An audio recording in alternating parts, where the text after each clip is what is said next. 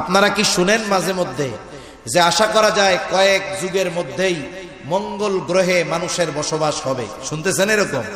কেন মঙ্গলে জমি কিনতেছে। এখন মানুষ যদি বসবাস করে, মানুষের খাবারের দরকার আছে না নাই? কথা বলে না। খাবারের দরকার আছে। খাবার দরকার হলে চাষাবাদের দরকার আছে। তাহলে ওই চাষাবাদ করবে কেডা? আমাকেও আমরা যে করব। এই জন্য মহাকাশ গবেষণায় আমরা একজন কৃষিবিদরে নিয়োগ দিছি। তাইলে বলেন নাসা অ্যাডভান্স না আমরা অ্যাডভান্স? এই হলো দেশের অবস্থা।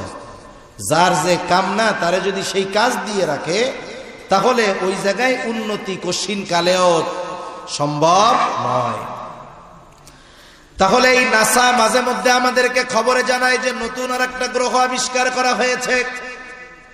দুনিয়ার মানুষ এই খবর শ্রবণ করবার পরে অবাক হয়ে যায়, হতবাক হয়ে যায়। কিন্তু আল্লাহ তাআলা ১৫০০ বছর আগেই এই বিশ্ববাসীকে জানায় দিয়েছেন জগৎ একটা নয়, বরং বহু জগৎ যিনি সৃষ্টি করলেন তিনি কে?